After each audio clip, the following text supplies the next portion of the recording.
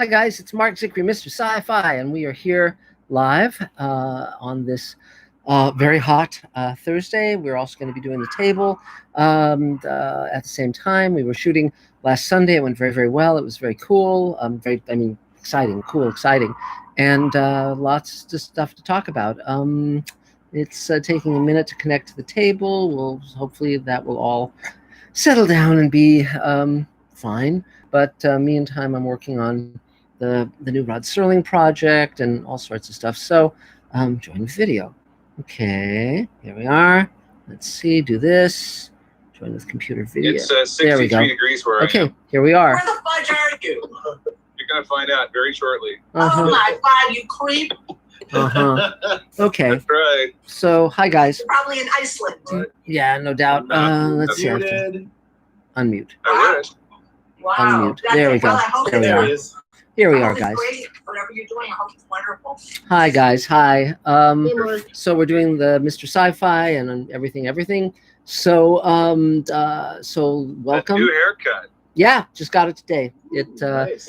Yep, it works. And so David, would you like to start, or would you like to wait a little while, or what would you like? I could start, but I'd also like a couple of people to be there. Okay, well, we can then do it a little later. Adam, would you like to start? Sure, I can take my turn. Great. Hi, guys, and those just joining us. My name's Adam Sartain.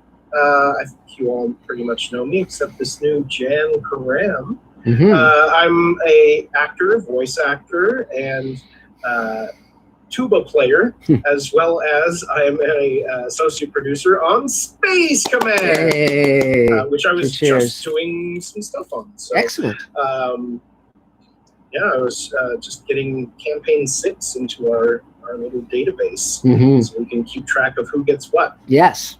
Sounds good. We have some very ambitious, I was just discussing some very ambitious goals with David Bartlett, so that's very exciting. Yes. And so I'll also be, for those listening on Mr. Sci-Fi, I'll also be answering your questions. So if you have any questions for Mark Zicree, aka Mr. Sci-Fi, go ahead and type them in the live chat. Great. And I'll ask them as we go along today. Yay. As for me, I've just been plugging along, keeping up on the Santa thing coming up. For those who don't know, I've been hired as a digital Santa. Yay. A virtual Santa, as you will, for this upcoming Christmas season. Great. By a company called Jingle Ring that just started this year. So Cool. that's going to be exciting and fun. That's it for me for now. Yeah. Okay. Well, 3 cheers. Yay. So is there a Mr. Sci-Fi question, Adam? And we do have a Mr. Sci-Fi question from Hanafi Din, who asks, what about the Ray Bradbury TV show? Why doesn't it get any love? I think because, there were a couple of Ray Bradbury TV shows, and there are, of course, radio shows as well. I think it's because they were shot in Canada. They were of a lower technical quality than something like Twilight Zone. But of course, Ray's stories are quite wonderful. But I think that the radio adaptations actually from things like X-1 of his work are better than some of the TV stuff. But I just, I think that it didn't have the same artistry that Twilight Zone or the original Outer Limits had.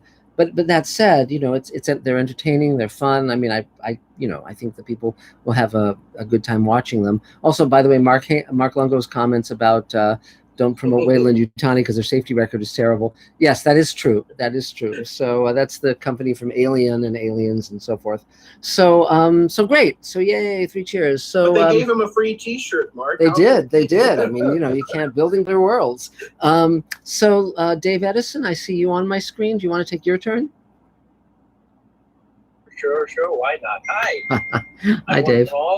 Let's see. So those of you on the Zoom, you can say I'm looking up. I'm editing a scene of Space Command, what we call 102, the second episode we're preparing. Mm-hmm. And actually, I'm not technically editing. I'm just bringing in the last of the VFX shots that were sent to us today for the alien spaceship. Oh, cool. That's great. So those are finally here, and I'll get those to you shortly, Mark. That'll be great. Render them out of After Effects. Great. So there's that. And Mark Hamill, I don't know if any of you caught what Mark Hamill tweeted this week. No. Just Adam, you're nodding. He tweeted regarding the debate. He said, "That's the worst thing I've ever seen, and I was in the Star Wars holiday special." That's funny. That's great. Well, yeah, but he was also, I don't admit this to a lot of people, but it's on my IMDb. He was also in the worst animated Christmas special ever. That was the first thing that I'm listed as an editor on IMDb. Although I had edited quite a bit before then. This is the first thing that appeared on IMDb. If it was a little bit better, yes, it would be unwatchable. But it was this animation software that the director, in quotes, had co-developed, and he had sold. I don't know how he got this thing on the air. It was just an abysmal script, but it had some amazing voice talent. It had Mark Hamill, and it had I'm blanking, Bart Simpson. Yeah. And a couple Cartwright. of Nancy Cartwright. yes, Nancy thank Cartwright. you. And Jodie Benson from is that her name from Disney, from Little Mermaid, or Wow. is he Little Mermaid or Beauty and the Beast? Because both of those women were in it. Yeah, Beauty and the Mermaid. Some really great people, but this thing was just horrible. And if you're listening in Dancing Pleasure, it's on YouTube. Great. So you'll have to, I can't even say the name, so you'll have to look up Mark Hamill's IMDb to find this thing. And he was also, by the way, in a piece that's not listed on his IMDb, but we did another project with him. We learned to use the animation software a little better by that point, but it still didn't change what it looked like. And so that's up on IMDb as well, which you can try to dig up for you Indiana Jones types. There is actually even a sequel to it, to that second one, that is not on IMDb. I mean, not on YouTube. I, of course, have a copy of it, and one of these days it will be released to the world. Unfortunately, the director and writer, unquote, of these projects passed away a year or two ago. So the rights to the projects are a little bit up in the air, but it looks like my co-producer and the fellow who brought me onto the project and I might actually own the rights to these things at this point. How interesting. So who knows? Interestingly enough, the second, this was 2003 when we did the Christmas special, 2002, I'm sorry, 2003 when we did the sequels, part 1 and 2. And strangely enough, the ending of it is very similar to the most recent Indiana Jones film. Well, there you go. Not that they would have ever seen or swiped it from us. Right. But anyway, just interesting coincidence here in Hollywood land. Yep. Well, there anyway, you go. Other than that, moving forward, staying well during this pandemic. Hope to get out and do some bicycle riding when the weather cools down a little bit. Maybe actually get a little exercise rather than just sitting here in front of the computer pushing buttons. So, everyone stay well. Hello, Paul over in England. Good to see you there. Yeah. And folks, take care, and I will talk to you soon. Yay. Thank you, Dave. So is there another Mr. Sci-Fi question, Adam? There sure is. We've got a question from Hayes494. Great. Longtime commenter, who asks, would it be a fair assessment to say that people are polarized about the new Star Trek shows and the Orville as people are polarized about politics today? I don't think it's as extreme with Star Trek and Orville and so forth. I mean, I think there is. I definitely a lot of opinion, both pro and con on Star Trek Discovery and Picard. I think generally people like Orville better. There's more of sort of a middle ground with that show. I understand the season 2 is better than season 1. I haven't had a chance to get around to it yet. But yeah, but again, it's there's just such an enormous amount of television that you can't really get a fan base going the way you could when there are only 3 networks. And so for instance, I've been watching Raised by Wolves, which is an extremely strange show by Ridley Scott, and I don't know. We'll see how that goes. But great. So Dave mentioned that Paul is here. So Paul, why don't we, since you're in England, go for it. I can go too after that, Mark. Sure. Good evening. I like the haircut, Mark. Thank you.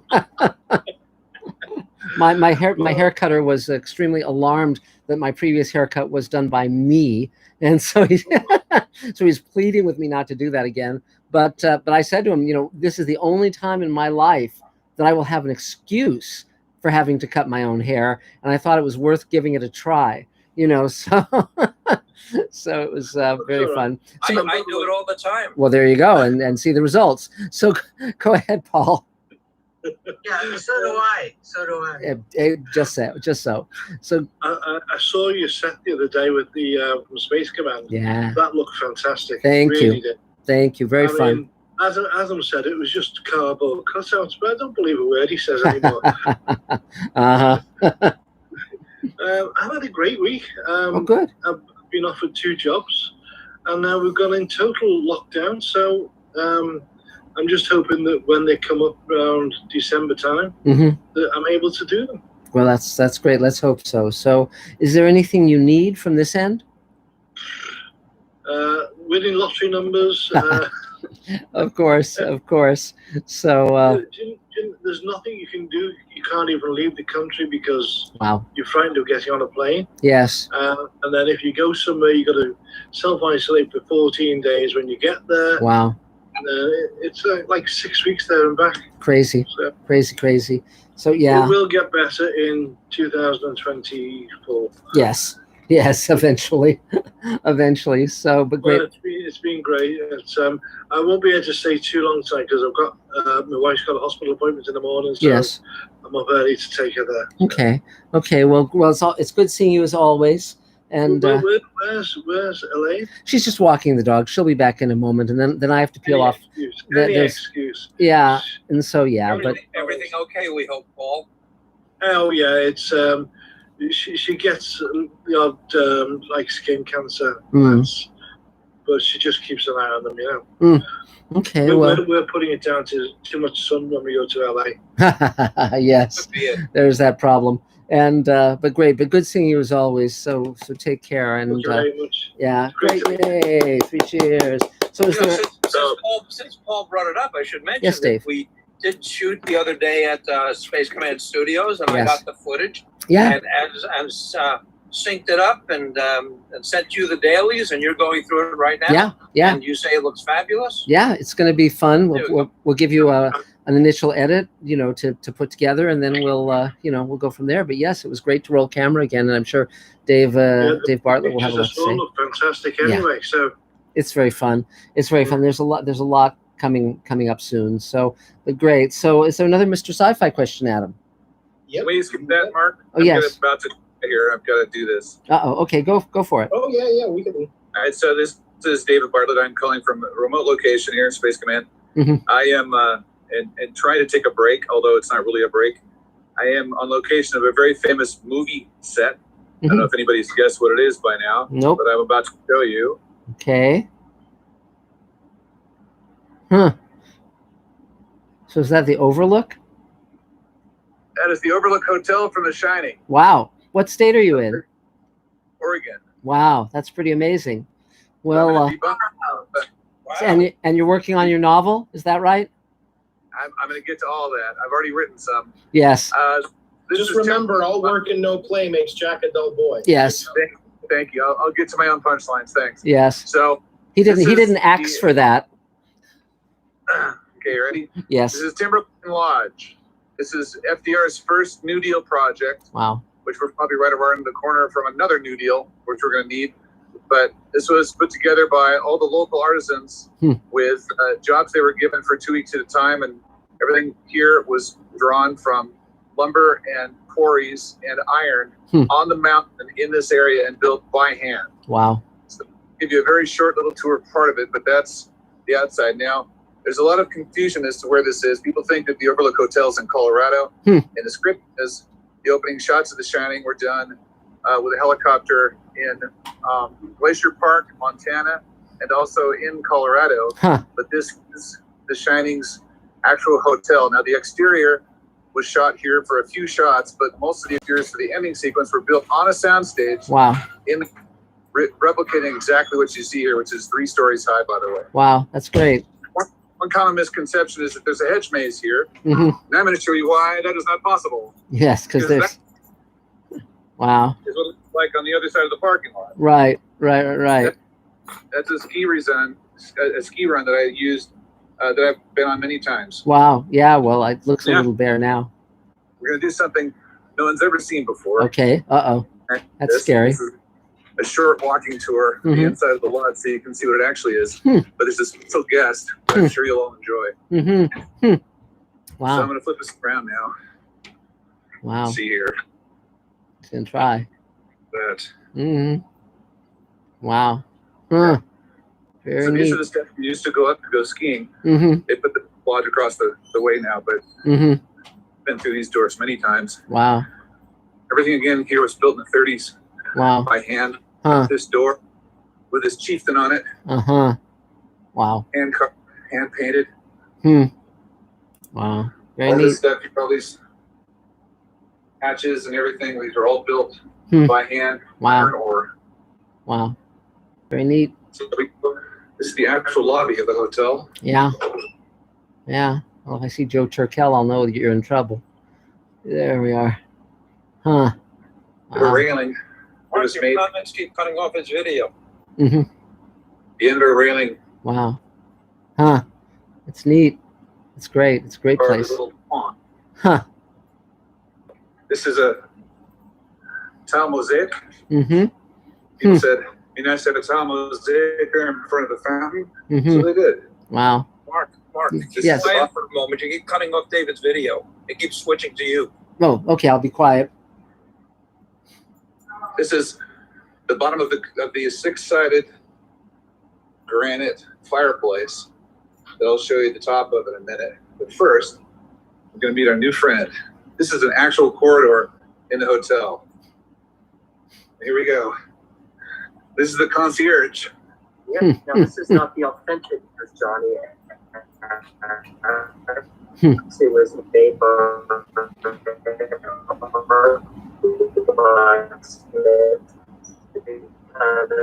Commemorated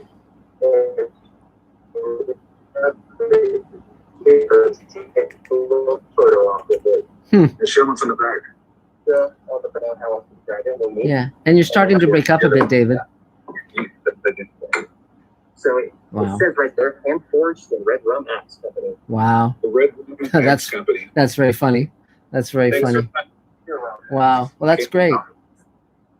Okay, hang on. Let's see if this works. David's up at the hotel that was used for the Overlook and Oh, wow. The Shining. Elena's back. Hi. Hi, Lane. Yeah. Hey. So here's what an actual corridor looks like in the hotel. Wow. That's fun. The exterior Okay. was used for the Overlook. Red brown. Yeah. Well, that's great. Here's what the actual lobby looks like. Hit your mute, Mark.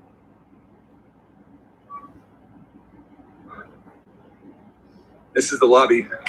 This is a stone fireplace that has 6 sides. Those are log holders made out of railroad ties, railroad railings. Here's the carving of a puma. They thought it'd be nice to have a carving of a puma, so they did. Here's a rear view of the front. And that is Mount Jefferson back there. You can't quite see it because it's pretty hazy. But this is the front door. It's never open in the winter. This has a giant face on it a giant knocker. Mm-hmm. No, it's not the knockers from Mel Brooks. Nice knockers. You know, Mm. There's a pelican. Hmm. This is a carved mural of the Barlow Trail, Hmm. the Oregon Trail that my ancestors came across on, actually. Mm-hmm. This is a piece of iron that was made in one piece, twisted and hammered in a forge, and it goes all the way down 2 floors. Wow. There's only 2 pieces in that whole iron. Hmm. My father was a steel worker, so he used to tell me all these stories. Hmm. And Mark will like this part. They have a little library. That's neat. So you can sit up here and ask for a book, and they'll pull it out and you can read. Hmm. And now, for the big grand finale, the view. This is where I'll be for the next 6 days, writing scripts and short stories. That's great. That's Mount Wow. Hood. Yeah. Huh. Wow.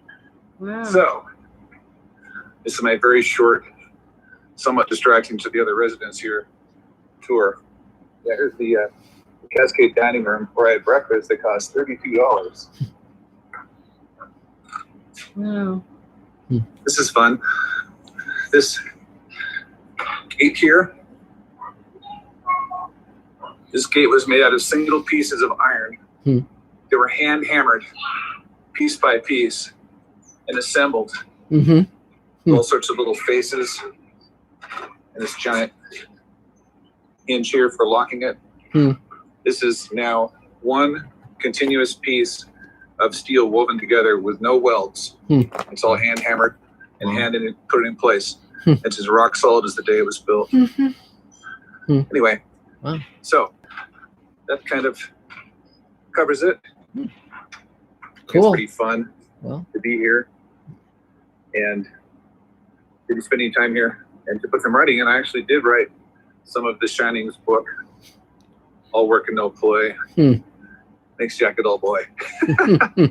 that's great. So, that's kind of it for my Cool. tour. I mean, still talk about myself in Space Command, but Okay. that was a big surprise. Great. Well, that's neat. Thanks for that, David. That was pretty amazing. That's fun. Yeah. That's fun. So great. Well, congratulations. It's it's a fun place to be. Thanks for sharing your adventure. Elaine is back. So was there anything you wanted to add, David, relating to Space Command or any of that stuff? Yeah, we finished shooting a whole day of shots that were scenes done at one time. Yes. In the context of the shoot that we already have, we didn't quite get them finished. Mm. Truth is, they would have been very rushed. Mhm. I'm really glad we were able to take the time to do them right this time because I think they're much, much better than they would have been. Mhm. Yes. Yeah. Yes. They are. And we're also gearing up to shoot some testing of the alien spaceship walls Mhm. next week with fog and whatnot. Yes. After I get, and then we're going to start shooting framing story scenes. So if you're all interested in working on Space Command, now is the time to jump in. Mhm. Especially if you can swing a hammer or use a saw. I need those guys a lot. But I also need set people that work on decorating sets, also people that can work in production or whatever. Some of it can be done long distance with the internet. My production manager is in Dominican Republic, so Mhm. it can work. It can be done. Maybe we could reach right. out to some of the film schools. That's a possibility. Yes. Film school are just starting up again, so Yeah. they might be too busy, but they could come on weekends. Yeah, Sure. and get some credit. See if we can do that. Yeah. Sounds good. So So if you want to get on the table email, if you know what that is or don't know, Mark will explain it in case I lose battery here. okay. You can email me, and maybe someone like Dave Edison will be kind enough to put my email up on the notice board there. Mhm. And it's the same for, I guess, the Mr. Sci-Fi people can Mhm. request this sort of activity too, can't Yes. Sure. Of course. More the they? merrier. So I guess that's kind of it. I didn't really go into my background. I have 140 feature films and 64 Film Festival Awards. Hmm. I worked on films Mhm. like Speed and Total Recall and Pulp Fiction, and I think that tour I just did suffices for my brand new story. Sure. I think combining the shining with the truth of what was going on. I really love the fact that he built the entire outside of this hotel in a soundstage. That's fun. To watch the film again and watch the ending of the film where Catman Crothers drives up in a snowstorm, Mm. that was a soundstage. Mm. Wow. It was the maze, and all those sets inside were all sets built on giant Wow. soundstages on Stanley Kubrick property. That's amazing. So if you want to have your own studio, he literally did it. Mhm. Yes. Well, that's great. That's great. So anything else for now? don't think so. I'm good. Okay, 3 cheers. So, Adam, is there another Mr. Sci-Fi question? There is. Let's go to another question from Hanafi Din, who asks, why is the new Twilight Zone TV show bad? What's gone wrong here? Yeah, I only watched most of the first season. I just got bummed out. It was kind of like, why? I think people come to it with arrogance, thinking it'll be easy, and then they just write things that are like a mess. Either it's really obvious writing, or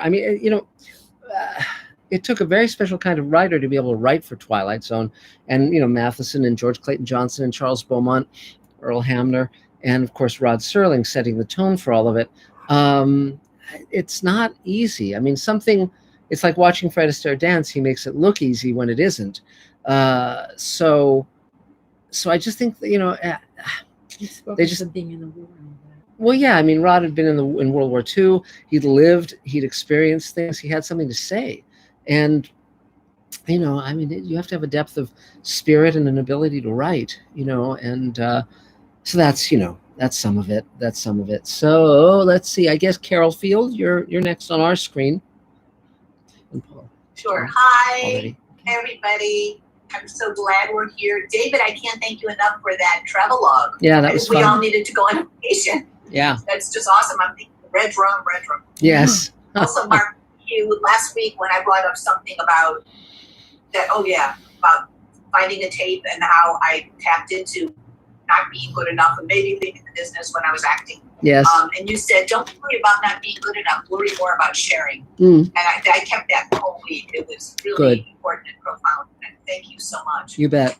Last night on TV, I stayed up way past my bedtime to watch The Birds. I don't think it was I've ever seen it in entirety. It's great. It's great. Was that up for any Academy Awards? I don't know. I'm not sure, but it's just a terrific film. I mean, it's one of my favorites. And he's so great. Yeah. And just it's like 3 stories are going at once, and it's just real strange construct, right? It's really fun. It's masterful. It's really a terrific film. Masterful. It's so good. Yes. I brought up a lawyer last week who is starting to manage people that he's charging people to submit. Yes. And you didn't like that. No. And I talked to him again this week, and he was too into pushing his lawyer stuff, and I kept saying, Yes. I don't need a lawyer. I just need someone to submit all my stuff. Yes. And went more again into everything he could provide for me as an attorney. And I wish him well. I wish him well. Maybe be very successful, but thank you. I'm not going to go with that. Yeah. I mean, there's a lot of scams, and there's a lot of people who are looking to feather their nest and really not accomplish much for you, the client, and one just has to be very, very careful, because there's so many people who are just looking to burn through your money and not really do much. So yeah, exactly. So it's always going to be buyer beware.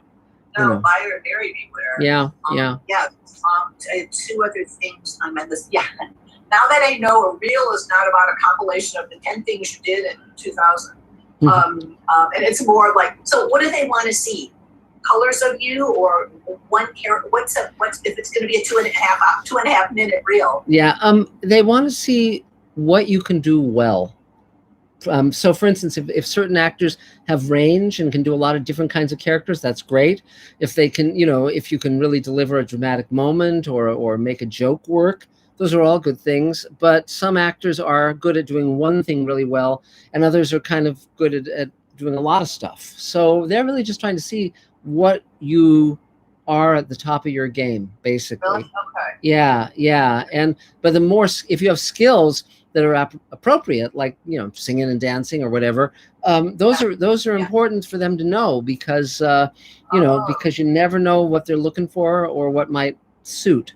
If you have a lot of range, but there are certain things that you do better than anybody else, that's what you should do, because they say, oh well, I can find 20 people. I can find. Oh, sorry. I'll get you some tea. I'll get you some iced tea, sweetie. Excuse me. Uh-oh. Sorry, guys. Dry throat. I'll get Elaine some iced tea. Dry throat. If they say she's doing that well, but 20 people can do it well, you're not benefiting yourself. But if there are things that you have a unique take on, where you say, oh, I wouldn't see that anywhere else, or that I feel that's more real than I would normally see. That's what you really want to focus on, but stuff you enjoy doing, because you're crafting your own career. You're not, I think it's very, very sad when an actor comes up and says, what's my type? Because then you're looking for other people to judge you, and you're looking to play a type, and you're not thinking of what your life experience is and what you can best explore and share with your audience. And so, but by type, that really kind of narrows it. It's a fearful, insecure thing to say, you know, what's my type. And if you just look at somebody, you really aren't going to expect any surprises, and everybody's full of surprises, right? So think of the things that you the kinds of people that you would love to play, that you really understand, and that you don't see many other people doing as well. So look at the top of your game kind of scenes. Yeah. That's what they're looking for. Range doesn't matter as much as what you show is, yeah. Yeah. But that's really helpful. Yeah, and I mean the main thing is everything is a work in progress, and so you do your best, you take a swing at it, and then you can improve it or tweak it as you go on. But for now, just do your best. Oh, sorry. Excuse me, pardon me. Are you okay, Elaine? Do you have a cold? No, I don't. When Elaine gets tired, she just kind of gets a little. Well, I've been walking the dogs in the heat, and I went to the gym this morning. Yeah. And so the back of my throat got really dry, and then I started coughing, and I got a little. But I'm good. I'm good. Okay. Yeah, hydrate. And just one last real fun thing that I found. I won't read anything, I promise. Yeah. Okay.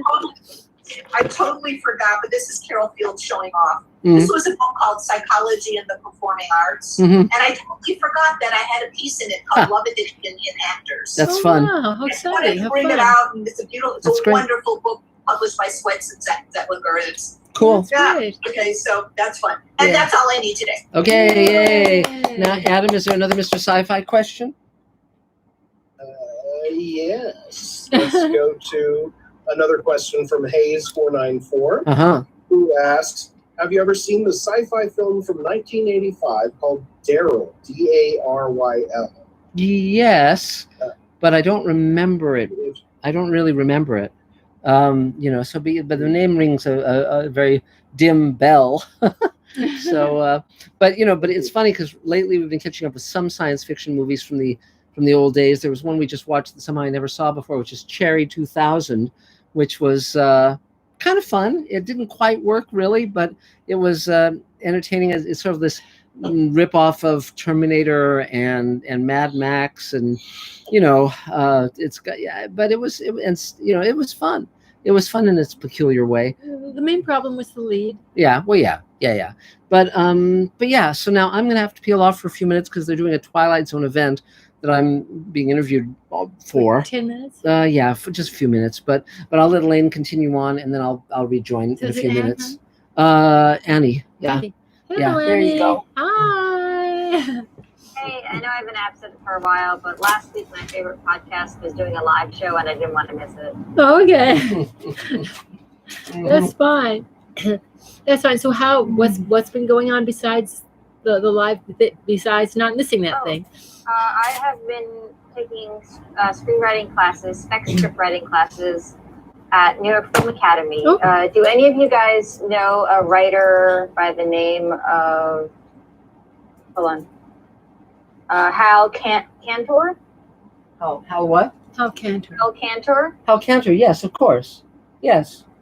He's my professor. Oh, how fun. Wow. That's great. How do you like his teaching? He seems cool. He seems cool. He asked us all for our star sign the first day and wrote them down, and I'm just like, that's a good sign. Al's mother used to live right across the courtyard from me, and when she passed away, I got a lot of her stuff. We used to be friends. I haven't seen him in a while. It's the same Hal Cantor. It's the same one. If it's the same, Mark's saying it's the same one. Yeah. So, have you read any of his writing or? Not yet. I've mostly been we analyzed Barry last week, and we did a breakdown for Barry. And this week we're doing Superstore. So I'm and I have to write a scene for either Barry or Superstore, but I haven't gotten a chance to read his writing yet. Okay. I should probably track it down. Yeah, see where he's coming from. That would be good. I'm sure you can find something on the net. But the thing is, get what you can. When teachers of writing, you're really cherry picking, and the main thing is to see what you can get out of them, and don't let them overcraft you. I mean, don't let a teacher turn you into something that is less than you. So yeah. So it's good to take ideas, but sometimes, on occasion, teachers don't go with the wide range of possibility for all the different kinds of writers that are in a class. They get kind of formulaic, and so if you start to feel that you're getting a little bit straitjacketed, just be aware that that's a common challenge, in terms of teachers who are teaching writing. They get a formula going and they overdo the formula. But Paul seems pretty, not Paul, sorry. I have like 5 names on my screen right now. My brain hit the wrong one. Hal seems like he's not, he doesn't seem like he's intent to straitjacket. That's he seems great. pretty flexible. So. That's great. And I've had some bad writing teachers. One of the reasons I unironically do not like Shakespeare is because of one. So I'm getting a good sense of him and his teaching. So tomorrow I'm just going to binge watch Superstore and take notes. That's great. That's great. Yes, I was so glad that I had become, because my mother was a big theater buff. I was so glad that I became a big fan of Shakespeare prior to it being introduced in school, because I was already in love with it, and they didn't quite break me of it, but they would have if I had started in school with Shakespeare. Yeah, I always think that if my mom wasn't a librarian who loved fantasy, and my dad wasn't sort of into comic books, I would have completely rejected literature if it was just taught to me in school. Sad, isn't it? It's sad. You should write about that. Oh, yeah. Yes. Although I will always be grateful to Something Rotten for giving us the song, God, I hate Shakespeare. What? There, I said it. Do you know Something Rotten? Yeah, it's good. Yeah, okay. Is there anything you need? Not at the moment. Like I said, I'm mostly just listening classes, and actually got a cashier job, so that's fun. But I just wanted to check in on everyone and say hi. And I don't need anything in particular, but I'm glad everyone's doing well. No, and good luck with the class. And if you, outside of the class, while you're taking the class, if there's anything that appeals to you, even a 2-page short story, let it motivate you. Get the juices flowing. Okay, welcome. Yay. Okay. Judith, you might be thinking of Hal Cantor. This is with a K. This is Hal Cantor with a C. Huh. Okay. So. Is that right, Annie? Yes. Okay. Adam will hold off on the chat until Mark gets back, and that should be just about 10 minutes. Okay, Mike. Hello. Hello. How's everybody doing? Well, I'm doing pretty good myself. Good. Quick blurb about myself. So if you need any help, I can help you out sometime. I was a minister, turned to a cop for 14 years, and now I am an independent filmmaker and screenwriter. So that's who I am. If you guys got a project, I've got the equipment, I've got the know-how, and I've got all the gear that you would need to give some authenticity to your scene. So just, if you need any help, let me know. Not a problem. Nice thing today, I was interviewed for a podcast today. About 3 o'clock this afternoon. David Golden Holes has a podcast, and he interviewed me about the state of policing today, and I was more than happy to give my 2 cents, which is about what it's worth, right? And that was nice. I was really happy with it. I like talking about myself, so what can I say? And I was just happy Dave gave me the opportunity to talk about myself. That's cool. I'm finishing up editing on my project, and in the next couple months, I'll be shooting one last project before the end of the year. It's short film, about 50 minutes long. I call it You'll Be Okay. And it's based on a true story that I heard about when I was working in Vice up in Hollywood. It's a story of a transgender, it's the story of a retired cop that helps a transgendered woman regain her respect, self-respect. I entered it in the contest. I was a quarterfinalist in the contest. I'll probably enter into some more contests. And I think this is going to be really good. It's an ambitious project. I don't think I've done anything quite this complex before. It actually is kind of a complex story. It really deals with some real internal issues, and I got a lot of good coverage from the professionals that read it for me. So I'm happy. I'm really happy. I'm just happy. Great. Congratulations. You should share that you started out as just a writer and then became a filmmaker. Well, that's true. I did start out as just a writer. Yeah. Let's see. I was writing since I was in junior high, and even before then, I'd write cool stories. Nadine Gordimer. I don't know if you know her. She's a South African writer, and one time she said that nobody takes the writer seriously because nobody thinks that writing is work. And I don't know what is about that, but it stuck in me, and so I've decided this is going to be my life's work. Mm-hmm. So I write, and then I produce what I write, and I'm really happy with that. So I did have one question, because you often talk about, understandably, your experience as an officer feeding into your work, but you were also a minister. Do you find that any of those experiences or any of those urges that made you into a minister feed into the work?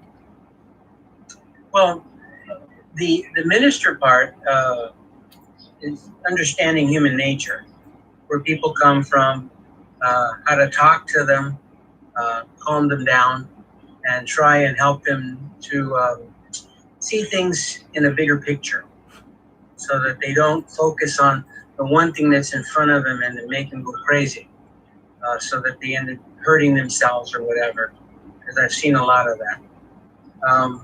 And then the cop part helps me to know how to control people if they get out of control. No, being a cop is giving me a lot of confidence. I can walk into a room and I know I'm comfortable with myself. I feel very confident, very self-confident. I'm not intimidated by people like I used to be. I remember in college, I used to be intimidated by my professors. And then one day I learned that just because they've got letters behind their name, they don't know any more than I do most of the time. And so I'm not intimidated anymore. Other than that, it's good. I'm still doing writing. I've got a couple of short stories that I'm doing. I'm communicating with a lot of people outside the table now who are actors and directors. There's a common thing. There's a commonality, a connection. The art of filmmaking connects people who are in the world, in this world. So I really enjoy that. That's great. And like I said, if you guys have any projects that I could help you with, let me know. I'd be more than happy. I've helped several people here, at least one person, and others with stories and stuff like that. So that's it. Okay, yay! Okay, I know it's hot, guys, but here we are. Bonnie.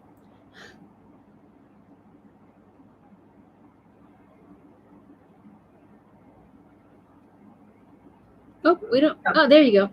There. Let's see. So today I finished a woodwind quintet for a concert. Wow. So that's cool. And I've been starting now to really kind of. I met with a a composer friend of mine who he has a bunch of websites and different endeavors and all. But he was so helpful and really helped me focus on what exactly I should have on a website, what I should focus on, what I should emphasize and all, and really, really great ideas. And we're going to talk again probably tomorrow. And he suggested, because last week I was asking, should I go on Wix or Bandzoogle or all these? But he said, depending on what I want on a website, that will decide which is the best. There are many opportunities, so depending on what I decide I exactly want on a site. He had great ideas. And starting to work on someone's musical, and also helping someone prepare music for large orchestral scores of a composer that she has archived all of this composer's works. A black composer from passed away about 10 years ago. Probably other stuff, but anybody needing music, just let me know. And I'll help them out. Oh, great, and great. If you haven't heard Bonnie's music, over to her website. Some really, really diverse sounds in there. Swinging stuff and mellow stuff, jazz. Pretty great stuff, Bonnie. Thank you so much. That'll be great when I launch a new website. That's great. But thanks. On your site, do you have anything married to picture? On the site right now, it is an old site. I have audio. I don't have any pictures, and that's one of the first things that I want to do is put definitely some videos with picture. That's great. Don't make it like visual. Right. It's very helpful because there's some really good composers out there, but they don't have that exceptional mind and sensitivity to marry music to picture, to emphasize it without dominating it. And that's really hard. So if you've got a sample of that, that would be very helpful for all the filmmakers out there. What's your website, Bonnie? Bonnie Janowski or BonnieRuthJanowski.com. I can put that in the chat as well. Great.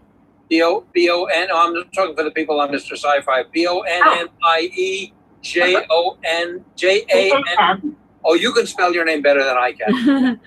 Okay. So, just think of Jan of Sky. That's what Joel likes. Jan of Sky. Jan of Sky. That's interesting. So B-O-N. Always said that. See, they like your short.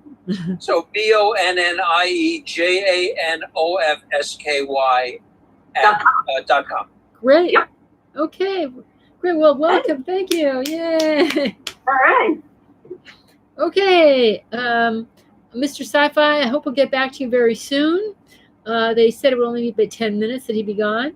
Okay, Judith.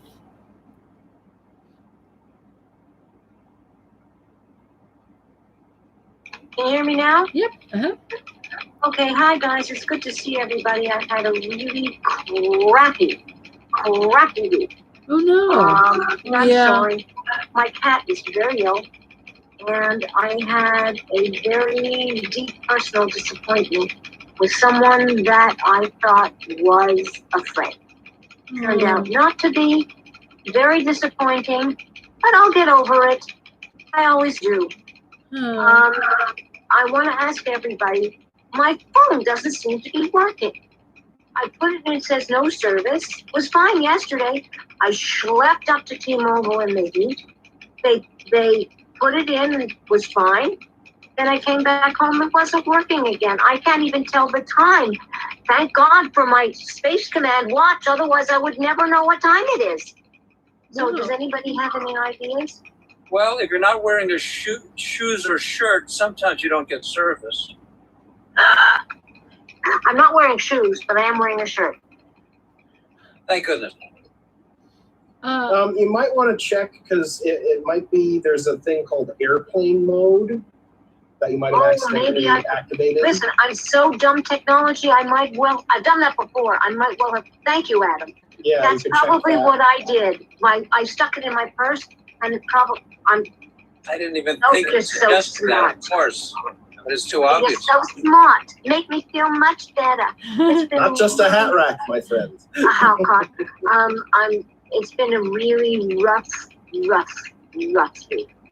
But like I said, I'll get better and start to work again tomorrow. Well, if there's any consolation, Scott Baker is getting your footage to me.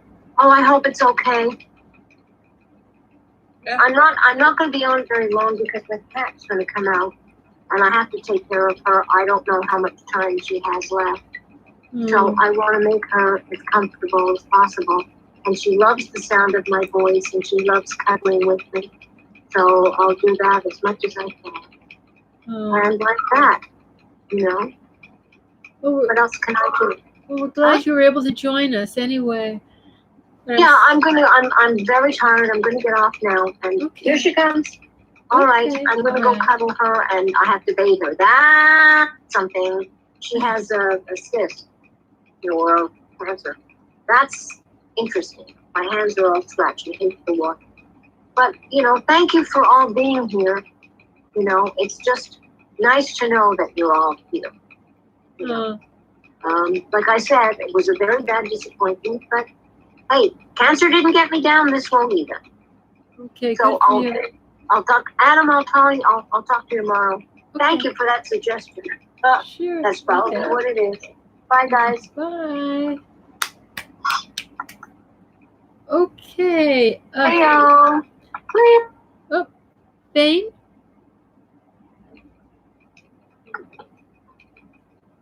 Here we go. Thane Allison, SAG-AFTRA character actor. I've been very busy with a writing class, developing characters in the one-man show genre for the last 4 weeks. And last night was kind of our final exam where 6 of us did 12-minute excerpts of a live stream of our show. My show is Raising Kids. It Ain't Easy. I don't know how many of you managed to memorize 12 minutes of, it's 12 minutes, 5 characters. I do all the voices, do all the blocking. They rotated us in one at a time in the theater. There's only 2 people in the theater, the camera guy and the actor. So you go in one door and out a different door as the next actor comes in. That went pretty well.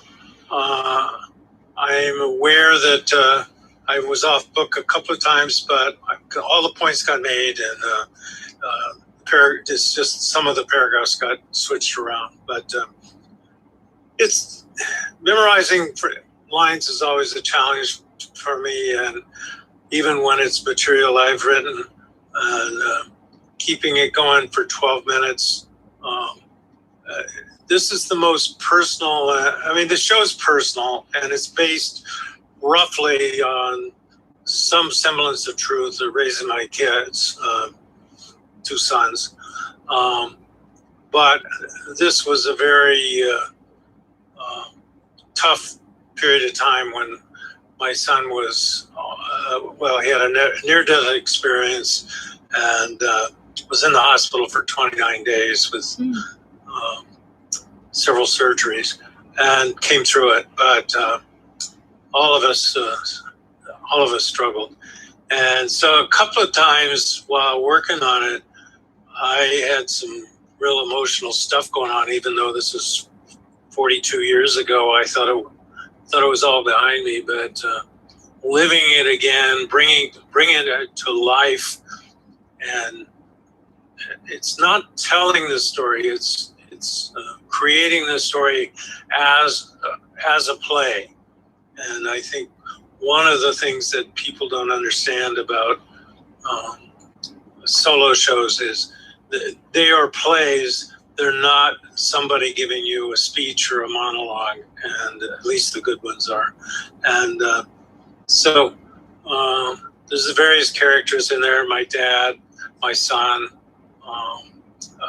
a doctor, a nurse, and myself, and then myself as the narrator. So that's been a really good exercise. There's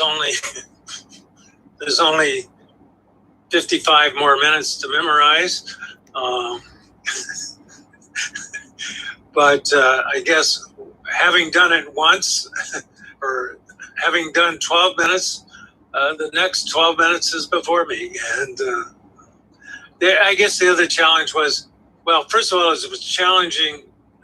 That's the first time I've been out of the house in 7 months, except a couple of quick trips to the grocery store. So there was that kind of challenge of being out in the world again. And the other one was you're performing to a microphone and a camera. And most of us as actors, we love the attention of the audience, and that's why we do the live material. So it was a little bit challenging, but a lot of fun, and I learned a lot. And the feedback we got, we had a talk back afterwards, which was great. So that's kept me pretty occupied. And meanwhile, it's again 102 in Pasadena today, and the air quality is so bad they send me three notices during the day about how bad it is. So trying to survive the natural elements around me. But staying healthy, staying positive, and staying creative, and looking forward to the next adventure. Well, yay. Great. Well, it sounds like a wrenching but really powerful piece of work, though. You know my style. I'm kind of nonchalant about stuff, and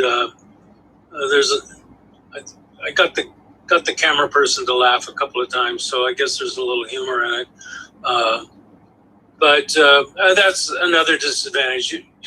It all lands pretty much the same, whether it's sad or happy or funny or stupid. And so, but yeah, I think one of the things about doing a solo show is, well, first of all, the arrogance that somebody really wants to know a story about your stories. And second of all, a lot of the stories, particularly with the women, are horrible things of rape and molesting and drunk parents or drug abuse or whatever. And, you know, I just helped raise, was the husband of a wife, and the two of us did our best to raise two honest, productive sons. And they came out pretty good. Both have jobs, and neither one's been in jail lately. Neither one's been in jail. And so why would anybody care? Well, I think it's really important to raise children. You know, and clearly some people choose not to have children, and that's their right and that's their choice. But for those people who do choose to have children, I think it's one of the toughest jobs and one of the most important jobs I, as a dad, could take on.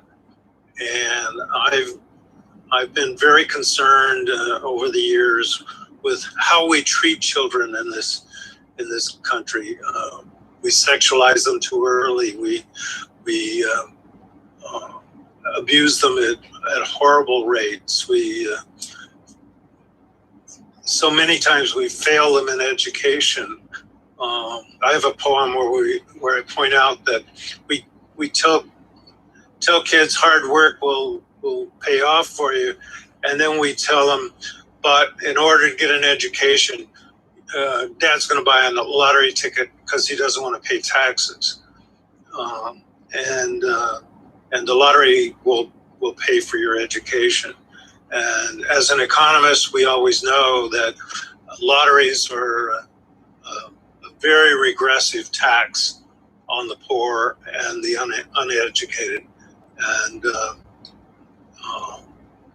it's ethically, I cannot buy a lottery ticket because it's such an onerous process for gathering public resources. I'm on my soapbox. I'm sorry. That's fine. But there is one interesting thing about saying, well, why would they be interested in me? I remember when I was very young and I wrote a little one-act comedy thing, 2 characters in search of 4 characters in search of each other, which was a couple, their inner voices yelling at them who were actually on stage, saying, you're an idiot, back and forth.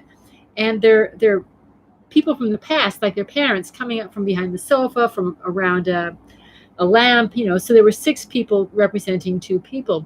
And I thought, oh my goodness, this is kind of embarrassing because I was saying so many embarrassing things about my own childhood and how crazy it was and this and that.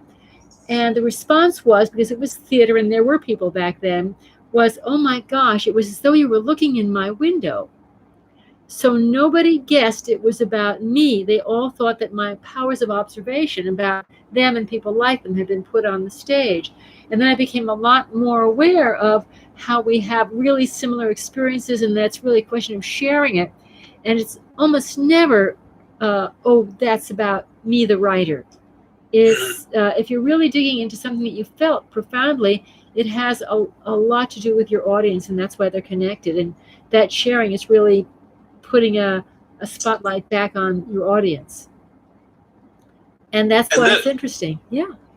And that's what I've heard from the other guys. There's at least 3 guys when we were doing in-person classes, and there were 25 of us in the room.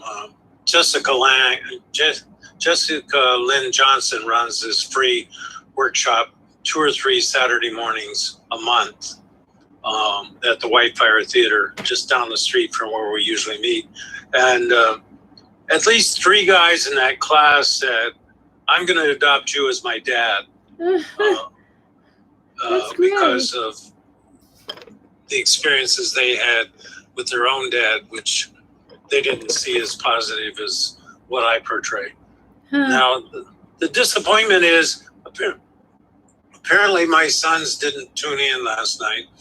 And I would have liked to have their feedback, because I'm sure they saw that episode and my participation in it far differently than I did. But, when you're the writer, you get to tell the story. Yeah. Okay, well, great. Well, thank you. Yay. Thank you. Yes, well. Thane, just on the memory issue, back in my stand-up days, you do 45 minutes, you do an hour. And there were a lot of questions from the audience afterwards. The most frequently asked question, how do you remember all of that? Right. How do you? How do you? I don't know. And clearly,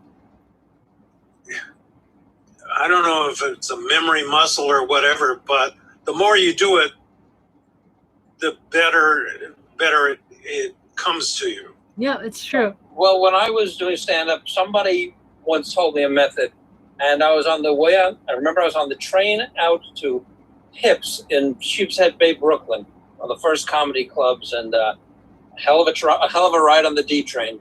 But on the way out, I had a new set that I wanted to do, and it was a half hour I had.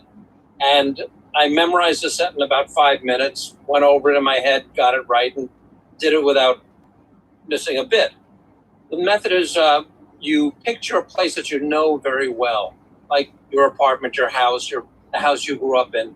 And going through the house in your mind, you put things that remind you of the different items. So it could be anything. It could be a stand-up set, or it could be a shopping list. But you put things that remind you of different articles, in different locations as you're going through the house in your mind, and you just flash back to it. Okay, the next thing is the bit about Lincoln, or the next bit is the thing about subways, and they're right there. I mean, the more absurd and out of place the item is, the easier it is to remember. But that's just a method if anybody was looking for one. Okay. Interesting. Yeah. Yeah, that's great. But it happens to be your turn, Dave. Mr. Edison? I think I was out when you were out when I spoke, or maybe I was out when you spoke. Oh, you spoke already? Yeah. Yes, Here's what I said. Okay. No, just as we were about to start, Mark said, the dogs have to go down. And I said, okay. I've been saying that since I met them. Yes. Okay, well, I'm sorry I missed you. And David, did we get you? I hope not. David Goldenholtz? Yes, huh? No, you did not get me. Okay, hello. Hello. So, no, nothing really new. Just still same old, same old. Although I did do a podcast with Mike over here, and went pretty well. We talked about his life and what he does, and yeah, and how he views the world now and then, and how things have changed. But overall, besides that, I don't really need anything, probably next week, maybe things will change. Maybe I might need something next week. We're doing okay then? I like your background. Thank you. And David, you have a halo over you. Yes, you do. Yes. I'm so glad you're in a lovely place. Okay, well then, but welcome. Thank you for joining us in all this heat. Yes, it's very hot. Okay, now we're down to editor number 2. How are you doing? I'm assuming you're talking about me? I am, Mark. I'm doing okay. Last week I was having a meltdown. I'm sure everybody remembers. So, yes. But I'm doing okay right now. A couple of people called me or reached out to me after the meeting, and we talked, and I got some pretty good advice, did a lot of thinking, and decided to take charge of that situation in the sense of look at that person and say, no, this is the way it's going to be. Because I realized I was being too nice. As David Bartlett put it, I was being too nice. So we'll see where it goes. I might be still being a little too nice because I'm going to give the situation a chance to settle itself down and see where it goes, as opposed to just giving up on it. But yeah, no, I got some really good advice. I did a lot of thinking about it, and I'm in a much better place now. Good. So anyway, this for people who don't know me, I think everybody here does, but I'm an editor, and it looks like October is going to be incredibly busy for me, so that's good. Oh wow! Well, what are you doing for October? I've had some people reach out with some editing gigs. I've had old clients recommend new people to me, one of which I'm going to be talking to tomorrow. And just an old client seems to, even though they've pretty much closed up their office, they seem to be busier than ever. They not only closed up their office, they sold their house because of everything that's going on now. She didn't want to lose money on her house. So she's traveling the country in an RV. But while she's doing that, she's still completing all these projects. And so still throwing a lot of footage my way and a lot of stuff my way. So yeah, so it's just like a lot of stuff like that. And then we've decided that certain things were taking too long on finishing the short film. So we've started hiring out more people to try and get that done. My music guy / sound guy, Earl Smith, who's not here today, he's been, so eager to start that part of it. And my graphics person has been so slow that I haven't been able to send him anything. I haven't been able to lock the picture because some of the cuts are going to rely on the graphics. And so we decided to hire out 2 or 3 more graphics people to get the stuff done. Move forward. because it's time to move on to the next thing. In order to do that, you got to move on. You got to move forward. You got to finish the first one. So yeah, so I'm just going to be really busy. I just did something for Dave Bartlett today. I hope he likes it, and that's pretty much my life. Well, good for you. Moving along though, that's great. And congratulations of moving from just being having the headaches of an editor to having the headaches of a filmmaker. Yeah, well, I'm also learning that there's a lot of people out there right now, because everybody's in the same boat, reaching out, helping hands, because my wife has been having problems with her business because nobody's buying. She's a fashion designer. She's got a line, nobody's buying, and so she has no money to do photo shoots, plus there's a big mess. So she decided to just shoot her clothing on this really nice mannequin she has, and a table member who's been doing photography for her for the longest time, he realized, she's been out of work. He's like, well, I'll do this whole entire shoot for you. Don't worry about it. But Mark's going to owe me. So I owe him, but he reached out and he offered us that. That's because great. There's a lot of people that are having these problems now, and everybody needs to be helping each other out. So, yeah, everything's moving forward, and I'm feeling positive. Although last week I thought the end of the world was coming. So. But now I feel good. I feel pretty positive right now. And I want to thank, Carol reached out to me, and David especially, because both of them reached out to me and really talked me down and put me in another state of mind. And that's the great thing about this group. Great. Well, remember, Mark, the end of the world is coming, but you'll be long gone. I don't know. I did that Planet of the Apes podcast for a long time, and I look around. If the apes start talking, I'm hiding. I don't know how much longer we've got. It depends on November 3rd. Anyway, thank you. Okay, well, good for you. Good for you for trying new things. That's great. Yeah, doing my best. I certainly hope that doesn't happen, because I don't have that on my 2020 bingo card. Good. Do we have Lydia or just the name? Lydia? Do you have Lydia? Got the name, but nothing more. Okay, maybe in a bit. Adam, have you had a chance to talk yet? I did, yeah. You did? I think I was like the first one. Wow, okay. Well, it's light tonight. In terms of Mr. Sci-Fi, are there any questions that perhaps the group can answer with Mark stuck on the phone in the next room? That's a good question. Most of these are from Mark. I thought I saw something. Bear with me. Just a moment. Oh, this might, Bonnie actually might be able to answer this one. This is from Crispy Critters, who asks, who says, I've always been curious as to the creative process. Is the creative process the same for musical composers as is for screenwriting? I know everybody, of course, has different formats, different modus operandi of working. So it depends. If it's for a composer, of course, can be brought on at any time. Sometimes I'm brought on way in the beginning when it's just an idea, and other times, they're actually asking specifically for screenwriters, not so much like directors, all specifically screenwriter to composing. Right, screenwriters versus composing. It's an interesting question. I think we would need like a person who is both a screenwriter and a composer. Ideally, I mean, yeah. Oh. Yeah, I might help with that. I've done a little composing and a lot of screenwriting. And from a director's viewpoint, they're very similar. The editor is another one that's very similar.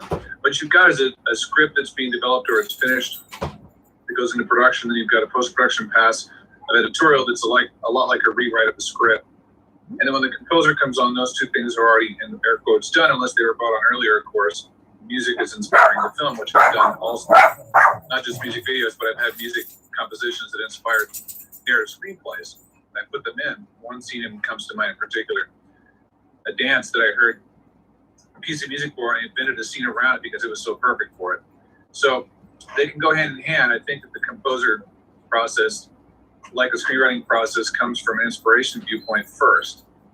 And you can be inspired for screenwriting by real life events or just your imagination. The composer is inspired by the film itself that they already see mostly finished, it's a little different.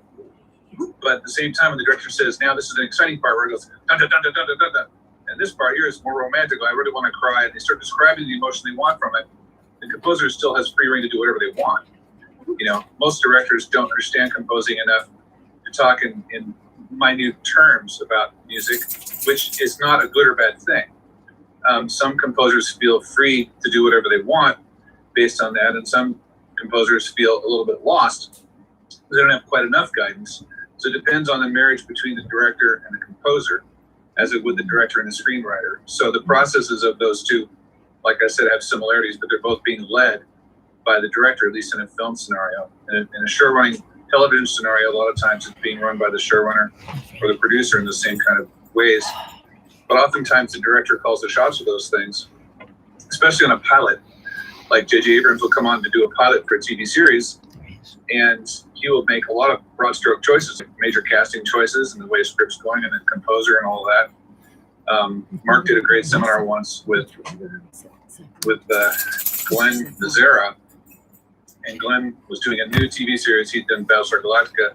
He's doing a new TV series, and he went to Mark and he said, we got Bear McCreary. Now, Bear McCreary is a composer of Galactica and also of Walking Dead, and of a lot of great material on television that's incredible. And he's really amazing.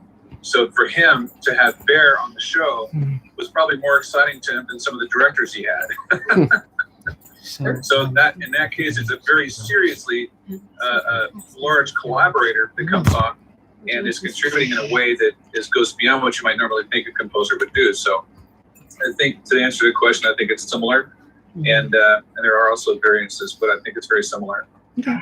Great. And as an editor, I'll often leave a pause for something because I assume or I'm told that music will carry that moment. It may seem kind of dead, but once you add music to it, it sort of becomes alive.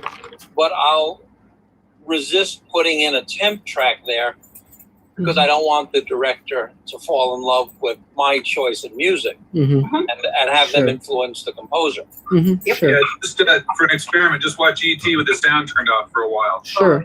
Yeah, exactly. Great. Great. So where are we? It's something it's, you don't want temp love where if you're constantly watching with that temp score, then it's hard to get used to anything else. Okay. I know that if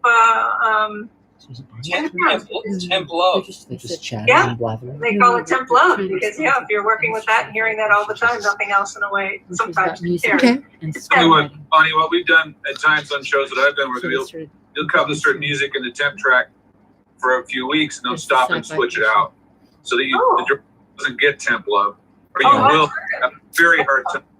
You'll start doing knockoffs of other songs that aren't the same, and they're never satisfied with it because it's never, I don't know, satisfaction or. Yeah. Okay. Well, great. So good. So I'm back. Mark's back. Yay. There's a Twilight Zone event going on where they're interviewing a lot of people related to the Twilight Zone, Rod's daughter Anne, and etc. And a guy who just wrote a book about the paintings of the Night Gallery. And so of course they wanted to talk to me. Tomorrow is the 61st anniversary of the debut of the Twilight Zone.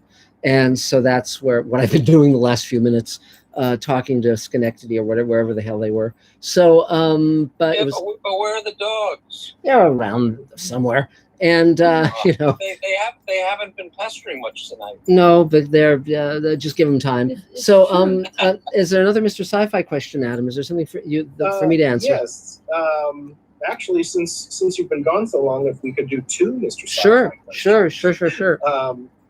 Get caught up here. Yeah, you bet. We've got a question from Wilhelm Sowers. Hi, Wilhelm. Asks, will Space Command ever introduce Marines? And will you have actual Marines either as cameos, speaking actors, or technical advisors? It's a good suggestion. I can give it some thought. I haven't thought of that, but interestingly enough, in the 1950s, there was a a great TV show called Space Patrol that I'm a big fan of, and I recently found on eBay, which is a great source of odd things, that they were planning a spin-off show called Space Marine, and I actually was able to get a hold of the series Bible and the logo, and so that was pretty fun. But yeah, I can definitely consider that. I think it's a good idea, but the challenge is always finding a story that you want to tell that suits, that frame. So yeah, and you said, but the people from Space Command, mm-hmm. the actual we have had military advisors from from the Air Force. Yes. Yeah, they were great to have on set. Right, and we've also been advised by JPL, NASA, Johnson Space Center, everybody. So yeah, and so next question. So question number 2 is from, or our next question is from Gregory Krug. Hi, Greg. Who asks, any thoughts on the 1973 animated movie Fantastic Planet? Yeah, I haven't seen it since then. It was this French science fiction film, very strange, interesting, certainly stylish. I remember enjoying it when I saw it, but again, I haven't seen it since, so it's a vague memory. But, it's funny because even though I'm an animation writer extensively, I'm not a huge animation fan. And so, I know a lot about animation. I can talk about Tex Avery and Chuck Jones and, Oscar the Rabbit and all of those things. But, Gertie the Dinosaur. But I'm not a devotee where like some of my friends where I would run out and see the new animated film or the new, anime thing or whatever. It's but yeah. So, but I think probably I should check it out again. So I see, Lydia, that you're there now. So do you want to take a turn? Oh, you have to unmute. Unmute. You have to unmute your mic. Okay. There we go. Good. Oh, we can't hear you. Uh-oh. Oh, dear. Oh, man. You'll have to get a mic sometime. Sorry. We've had this problem before. Yeah. Shucks, we can't hear you. Lydia. Oh. We can't hear you. Yes, David. I have for you too, if you want, just for 2 seconds. Sure. Okay, go for it. While you were walking the dogs, I did a little writing here. Okay. In my place here. Okay. I just thought I'd buy you. See what you think. Can you read it? No, I can't. It's too small on my screen. All work and no play makes Jack a dull boy. That's fun. Can you imagine back when they did The Shining that they had to print that out? They basically somebody had to type that stuff. Murder, really murder. But it's a great moment, absolutely. So Lydia, actually it was Red Rum. Yeah, terrific. Lydia, is there any way to hear you, or is it just not going to work tonight? Connecting to audio, it says. Okay, let's see what happens. Connecting to audio. Doesn't look like it's going to work. No, we still can't hear you. Weird. Ooh. Strange. Shoot, Lydia. Hello. Can you? We can see you. Can you hold up cards and write on them? Yeah. Yeah.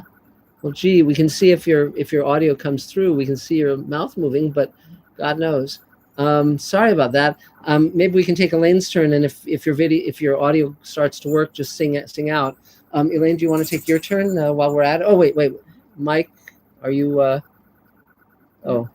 Sign language. Yeah, I get it. So, no, Elaine, do you want to take your turn? Dear me, is there anybody who can call Lydia and walk her through this? Well, no? Okay. It doesn't seem to be working. We can see your mouth moving, but we can't hear you. No. How strange. Well, maybe next time. To everyone, hi everyone, I just moved to Fontana, it says. Okay. I can't read the rest of it. Oh, I'm closer to LA. That's good. Okay. So maybe if you shout. Is there anything you need? If you want to type, if there's anything you need. We can't hear you. Oh dear. No, it's not working. Sorry, Lydia.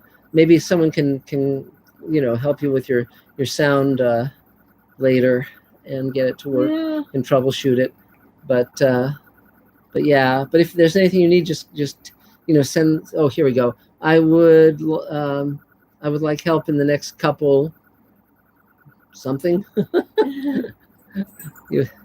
Okay.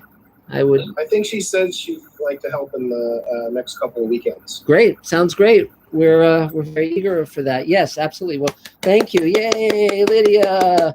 Yeah, and maybe someone can help you with the mic situation for next time. So Elaine wanted to take her turn and say all of her. Well, go for it, Elaine. There's our dog, one of our dogs. Our dog, yes, our dog is. The other one's somewhere. Now they're being a pest. Is that Rudy? That's Rudy, the yes. good dog of the two. Yeah. But go ahead, Elaine. Well, hold on a second. What has the other one been up to? Nothing, but Eve's just more of a crank. She's more ill-tempered than good old Rudy. Well, she fools you. You think she's being a little love angel, sitting on your lap, and you pet her one time too many, and she'll growl, growl and snap. Yeah. But she's right here. She's just below the level of the camera. Yes. So okay, but go ahead, Elaine. Bring everyone up to speed. Yes, just getting some things out there, and we had our Sunday shoot, which when we had thank you David Bartlett, and we had some wonderful people on set. It was a great team, and it was a lot of fun to put that together, because you have so many artists coming up with these great surprises, including an actress who was giving us some amazing props that she was throwing together from bits and pieces. So but when we had also a professional prop maker, and we had some actors who have a tiny role in Space Command that we were finally able to spend time with. We were able to work with them, and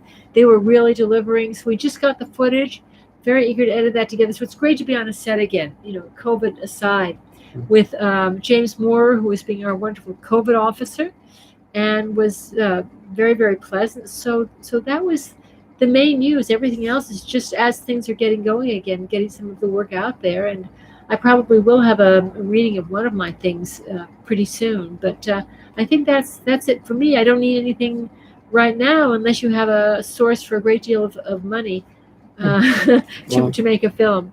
So, but thanks for being here despite the heat. Okay. Yay. So do we have another Mr. Sci-Fi question? Believe it or not, actually we do. Yes.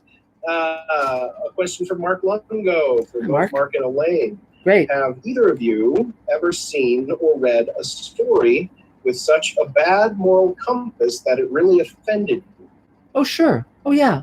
Lots of times. No, I mean, often we'll watch a TV show or see a movie and just say, let's not keep watching this. I mean, even something like Raised by Wolves. There's the dogs. Even something like Raised by Wolves, I'm trying to figure out what the point of it is, as we watch it. Hold on. I remember you had trouble getting through Joker. Joker was offensive to Rudy. So. Yeah, but and Joker was sort of problematical for me as well. But but again, it's everyone has their own kind of limit. We've seen several things like on television where the heroes were torturing people, and they were supposed to be heroes, and we've been upset by things that really had no moral compass whatsoever. Yeah, and so we're quiet, guys. I think we've got to close it up. We're not offended by people being Rudy. Yeah, sorry, guys. We're not offended by anything really human. We're not offended by anything like that, of people just being people. But when it comes to deliberate, overt cruelty, yes, we are. And not even that. Deliberate cruelty from someone who is presented as someone who is desperately screwed up, that's one thing. But when they're supposed to be, when the writer has no moral compass, it's clearly not the characters. The writer has no moral compass, and they're creating characters that are supposed to be our heroes who are being savage. That's when we really get offended. Yeah. So now I guess it's my turn. I guess me, wonderful me. So hi guys, it's good to see everyone in Mr. Sci-Fi and Tableland. A lot is happening, as has been mentioned before. We actually rolled camera at our studio for the first time in a long time, and we done the 2-hour pandemic episode, but that was shot with the actors shooting their own scenes with their own cameras, very logistically different. But this was in our studio with our team and COVID compliant and the whole 9 yards, and shooting more of the episodes 3 and 4 of Space Command. Forgiveness, and so that was terrific to do that. And we're going to be putting, as David mentioned, we're putting the sets of the alien ship together. We have all the pieces, and we're going to start doing the lighting and fog tests on that, and then roll camera on that stuff. Meantime, I'm continuing to write the book Greenlighting Yourself, which Silman James has already bought. So but I actually was in contact with them to find out when they plan to release it. So I'm actually on track. I've written about a third of it or so, and I'm just writing a little bit every day of it. And beyond that, I'm doing the Showrunners Network, where I'm creating 6 new shows with 6 major showrunners.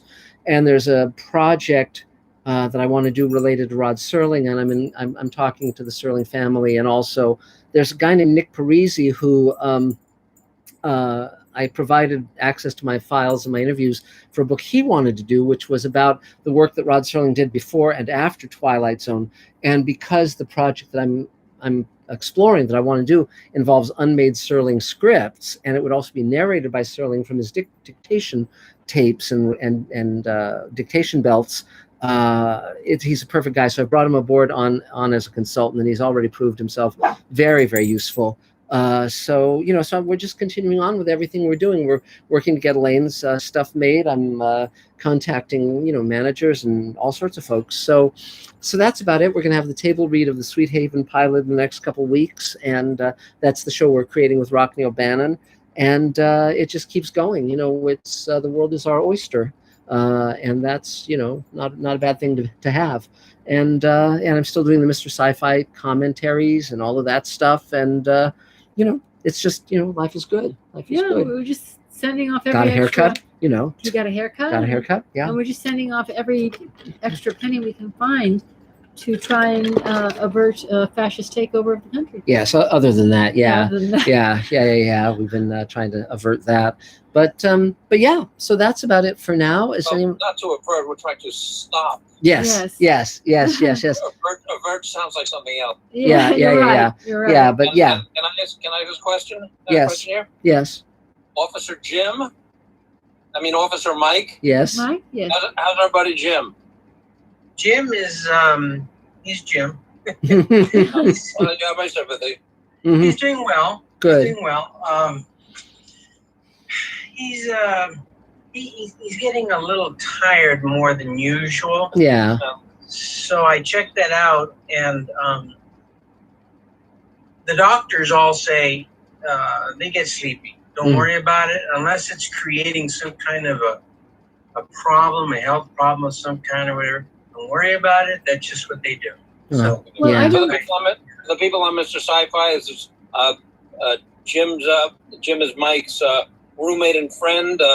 Jim Metropole. He was an artist, and he was in several episodes of Space Night Command. Gallery. Well, he's in Space Command also. Photographer. Yeah. Hardcastle and McCormick. Wow. Yeah. That He's yeah. A photographer, playwright. Yeah. Photographer and playwright. So we send him our best. Yes, that's great. But do be careful of that kind of advice, because I work with seniors in a lot of different settings. Yeah, don't let him ever sleep. No, but it's kind of true. It's kind of true, because people do. You start to get tired. There's a happy medium. There's a happy medium. Yeah, they start to withdraw. Yeah, well, without stimulation. Yeah, and well, he's got stimulation. Mike is living there. Yeah, no. What could possibly be more stimulating than Mike? But I'm a pretty boring guy, so I understand what you're saying. Yeah, I mean, just jab him every now and then. My job in a number of settings. My job in a number of stories about why you left the priesthood. Yeah. Yeah. I think we should, But my job in a number of different health settings. We've had long talks about that. Yeah. So. Yeah. You just keep people alive. Have them again. He won't remember. Yes. Yeah. But see, here's the great thing. When we started the table 27 years ago, the whole idea, and the reason it doesn't have membership dues, the reason it's not an organization, quote unquote, the reason it's a community, is so that we could be more than just advisors to each other on our projects. We could actually be family to each other, just like the Manson family. And but you were Charlie. Yeah. Oh, definitely. But seriously, the fact that we could be there for emotional support of each other and help each other through hard times and celebrate when things are good. I mean, that's the whole point of it. And even during the pandemic, here we all are, meeting and talking, and a lot of people that helps a lot, so so I'm really glad that you're there for Jim, and we've, Jim does a great job in Space Command. I'm so glad that we got that performance. It's really fun to watch him and Bob Picardo playing off each other. I really enjoy it. That's what we've been working on, that sequence, one of those sequences, the last few weeks, and it's really come together. So things are moving along. I finally got Jim to exercise. Oh, good. Boy, I tell you. That's good. Yeah. His right to vote. Jim is in the first hour of Space Command, and for those people on Mr. Sci-Fi, he's got a scene coming up in the second hour, in which he threatens the life of Robert Picardo. Yes, it's very, very fun. He was really doing that for real. Yeah, but no, it's really fun. So, well, thanks, guys. So it's been wonderful as always, and sorry I had to bug out to talk about the Twilight Zone. For some reason, they thought I would have a thing or two to say about it. It's. How about that last question on Mr. Sci-Fi, Adam? There's one last question. Okay, you bet. Another one from Mark. Let me go. Hi, Mark. Who asks, will George Takei ever be in Space Command? That's an interesting idea. I've actually written a role for him in Sweet Haven, but I would love to have George in Space Command. That would be very, very fun. I actually had, at one point, I was playing with the idea, and it was just such a great idea, but I couldn't figure out how to make it work. I had this idea of having a framing story that would be two historians talking about the events in Space Command as though it was like centuries later, and they were reflecting on the history, and and they were two kind of bickering, very funny old historians, and one was going to be George Takei and one was going to be James Hong, just for the fun of having the two of them together in a scene. But ultimately it was so, really there was no excuse for it other than the fun of doing it. But it would have been great fun, and because for obvious reasons. But I'm so glad you got James Hong. Yes. We did. Well, I'm so glad we've gotten to work with I mean, the great thing about this whole career is that I get to work with people whose work I grew up loving. And I mean, even when I was story editing Friday the 13th, the series, and got to write for Ray Walston, I mean, what a thrill! What a thrill! And so I mean, I've had many, many blessings in my life, and they're still coming. And of course, Elaine is a blessing every day. So wow, look, my favorite Martian. That's right, Dave. I mean, see, this is the interesting difference between TV now and TV then. When we grew up and there were only 3 networks, everyone watched everything. So you knew what Green Acres was, or Petticoat Junction, or Bonanza, or The High Chaparral, or My Favorite Martian, or Lost in Space. It was like each show was getting like 30 million, 40 million people watching every week, if not more. And so we all had this common mythology. Whereas now, unless it's a show like Game of Thrones or something huge, people aren't watching the same shows. It's very, very, very different. And so that's just how things change. But and even with Game of Thrones, I haven't gotten HBO. I haven't had HBO in years. It's just too much to watch. So yes, I've never seen Game of Thrones. Yes, well, don't bother. But so well, great. So it's been lovely as always, guys, and we'll see you next time. And anyone who wants to help with Space Command or buy Space Command shares or anything, it's really appreciated. So, and it's great to see everyone from the table. So we'll see you next time. Stay well, stay safe, and we'll see you again. Bye, guys. Bye. Bye. There. Bye-bye. See you soon. Okay.